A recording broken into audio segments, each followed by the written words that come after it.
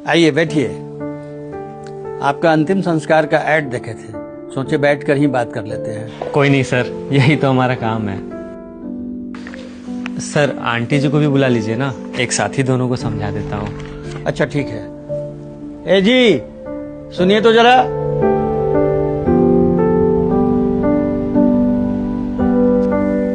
नमस्ते आंटी जी, आइए बैठिए।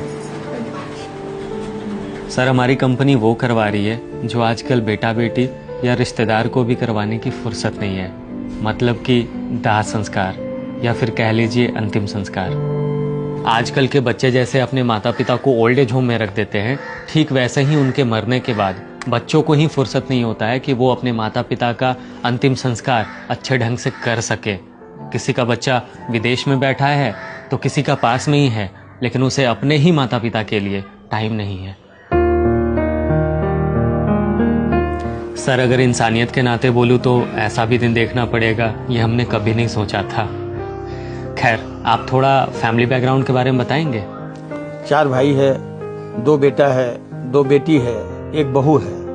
वैसे परिवार तो बड़ा ही होता है सबका। बिल्कुल सही बात बोल रहे हैं सर आप, परिवार तो सबका बड़ा ही होता है।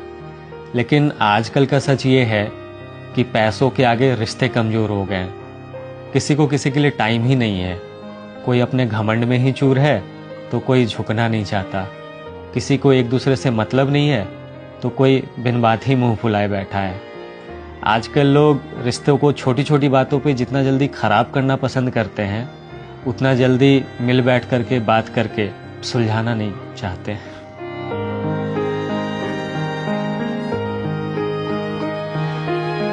खैर, मैं प्रोडक्ट के बारे में बताता हूँ सर। हमारी कंपनी अंतिम यात्रा आपको 40,000 रुपए में अंतिम संस्कार का पैकेज देती है, जिसमें हम अर्थी, पंडित, नाई, कांधा देने वाले, साथ में चलने वाले, राम नाम सत्य बोलने वाले सब कुछ देंगे। यहाँ तक कि अस्थिया विसर्जन भी हम लोग ही करवाएंगे। हमारा सारा कार्यक्रम आपके धर्म के विधि विधान अनुसार ही होगा।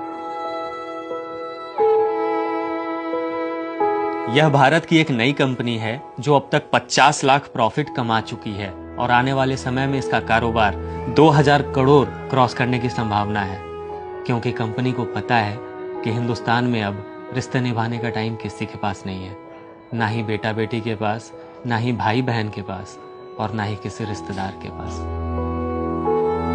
सर पता नहीं मुझे यह बताते हुए खुश होना चाहिए या दुखी, पर कंपनी अब तक 5000 से ज़्यादा अंतिम संस्कार करवा चुकी है और हमारी डेली बुकिंग भी 20 से 25 हो ही जाती है, जिसमें ज़्यादातर बुकिंग किसी के बेटे ने ही करवाया हुआ होता है। सर मैं भी किसी का बेटा हूँ और इस जॉब को करते हुए अक्सर मेरी आंखें नम हो जाती है तब जब कोई अपनी बुकिंग कंफर्म करता है। उम्र के उस पड़ाव में जहाँ माता पिता को अपने बच्चों की सबसे ज़्यादा ज़रूरत होती है, अक्सर बच्चे उसी पड़ाव में माता पिता को अकेला छोड़ देते हैं।